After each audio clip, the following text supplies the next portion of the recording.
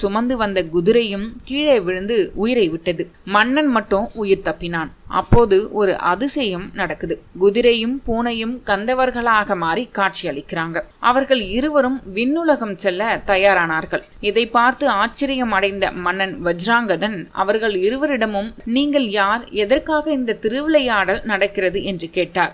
அப்போது அவர்கள் முன்ஜென்மத்தில் நடந்த ஒரு சம்பவத்தை தெரிவித்தனர். நாங்கள் இருவரும் வித்யாதரர்கள். ஒரு தடவை துர்வாச முனிவர் இருந்த வனத்திற்குள் சென்று அங்கிருந்த செடி கொடிகளை நாங்கள் நாசமாக்கி விட்டோம். இதனால் ஆத்திரமடைந்த அவர் எங்கள் இருவரையும் பூனையாகவும் குதிரையாகவும் மாறும்படி சாபம் கொடுத்து விட்டார். பிறகு அவரே எங்களுக்கு சாப விமோச்சனத்திற்கான வழியையும் தெரிவித்தார். திருவண்ணாமலைக்கு சென்று வசியுங்கள். ஒரு காலத்தில் வஜ்ராங்கதன் என்ற மன்னன் வருவான். அவன் மூலம் உங்களுக்கு சாப விமோச்சனம் கிடைக்கும் என்றார். அதன்படி நாங்கள் இருவரும் திருவண்ணாமலைக்கு வந்து வசித்து வந்தோம். நீங்கள் விரட்டியதால் நாங்கள் சிவபெருமானே மலையாக இருக்கும் இந்த புண்ணிய மலையை கிரிவலமாக வரும் வாய்ப்பு கிடைத்தது. இதனால் நாங்கள் பாவங்களில் இருந்து விடுபட்டுள்ளோம் என்று கூறினர். நீ இந்த மலையை நடந்து வராமல் குதிரையில் வந்ததால் உனக்கு இந்த கிரிவலத்திற்கான பலன் கிடைக்கவில்லை. உனக்கு அனைத்து செல்வமும் முக்தியும் வேண்டுமென்றால் இந்த மலையை நடந்து கிரிவலம் செய்ய வேண்டும்.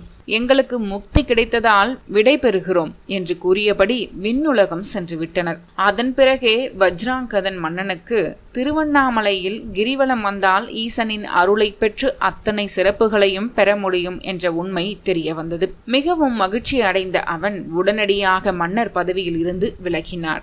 ஆட்சி பொறுப்பை தன் மகன் ரத்னாங்கத பாண்டியனிடம் ஒப்படைத்துவிட்டு திருவண்ணாமலைக்கு வந்து தினமும் கிரிவலம் செய்ய ஆரம்பித்தார். அதோடு நாட்டு மக்களையும் கிரிவலம் செல்ல வைத்தார். அதன் பிறகே திருவண்ணாமலை கிரிவலம் பார்ப்புகழும் வகையில் பரவியது. இதற்கிடையே சித்தர் பெருமக்களும் கிரிவலத்தின் சிறப்பை மக்களுக்கு உணர்த்தினார்கள். திருவண்ணாமலை மலை ஜோதிலிங்க வடிவமாகி பிறகு ஸ்ரீசக்கர வடிவத்தில் அமைந்துள்ள உலகின் உன்னதமான மலை என்பதையும் அதை சுற்றி வந்தால் பிறவி பிணிகள் அனைத்தும் தீரும் என்பதையும் சாதாரண மனிதர்களிடம் சித்தர்கள் தெரிய வைத்தனர். இதனால் திருவண்ணாமலையில் கிரிவலம் செல்பவர்களின் எண்ணிக்கை நாளுக்கு நாள் உயர்ந்தது. திருவண்ணாமலையில் கிரிவலம் வந்தால் என்னென்ன பலன்களை பெறலாம் என்று அருணாச்சல புராணம் உள்பட பல்வேறு புராணங்களில் குறிப்பிடப்பட்டுள்ளது.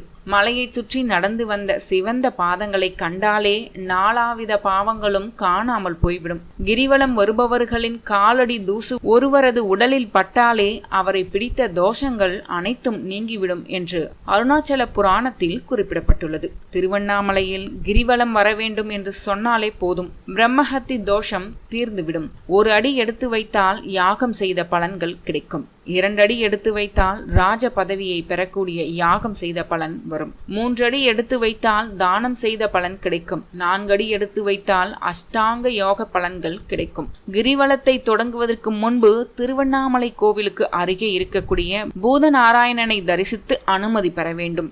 பூதநாராயணர் தான் திருவண்ணாமலையின் காவல் தெய்வம். அவரை வணங்கிவிட்டு புறப்பட்டால் எந்தவித இடையூறும் இல்லாமல் கிரிவலத்தை முடிக்க முடியும் என்பது நம்பிக்கை. பின்னர் வழியில் உள்ள இரட்டை பிள்ளையாரை வணங்க வேண்டும். அதன் பிறகு ஆலயம் சென்று அண்ணாமலையாரையும் உண்ணாமலை அம்பிகையையும் தரிசிக்க வேண்டும். அதன் பிறகு கோவில் ராஜகோபுரத்தை வணங்கிவிட்டு மலையை வலம் வர தொடங்க வேண்டும். கிரிவலத்தை இப்படித்தான் தொடங்க வேண்டும் என்பது நியதி. கிரிவலம் செல்வதற்கு அனைத்து நாட்களுமே உகந்த தினம்தான். அதிலும் பௌர்ணமி தினத்தில் மேற்கொள்ளப்படக்கூடிய கிரிவலத்திற்கு மற்ற தினங்களை விடவும் அதிக சிறப்பு இருக்கு. ஊழ்வினையை நீக்கும் திருவண்ணாமலையானை நினைத்தாலே பாவங்கள் தீரும். வலம் வர வேண்டும் என்று நினைத்த மாத்திரத்தில் சகல தோஷங்களும் நீங்கும் என்பது ஐதீகம். கிரிவலம் மேற்கொள்ளப்படுவதால் ஏற்படக்கூடிய நன்மைகள், எந்தெந்த கிழமையில என்னென்ன நன்மைகள் அப்படிங்கிறது பார்த்தா, ஞாயிற்றுக்கிழமை சிவலோக பதவி கிடைக்கும். திங்கட்கிழமை இந்திர பதவி கிடைக்கும். செவ்வாய்க்கிழமை கிரிவலம் வந்தால் கடன் வறுமை நீங்கும். புதன்கிழமை கலைகளில் தேர்ச்சியும் முக்தியும் கிடைக்கும். வியாழக்கிழமை ஞானம் கிடைக்கும். வெள்ளிக்கிழமை வைகுண்ட பதவி கிடைக்கும். சனிக்கிழமை பிறவி பிணி அகலும். கிரிவலம் வந்து சிவபெருமானிடம் பார்வதி தேவி பலன் பெற்றது ஒரு பௌர்ணமி தினம். எனவேதான் பௌர்ணமியில் கிரிவலம் செல்வது கூடுதல் பலன்களை தருவதாக ஞானிகளும் யோகிகளும் கூறுகின்றனர்.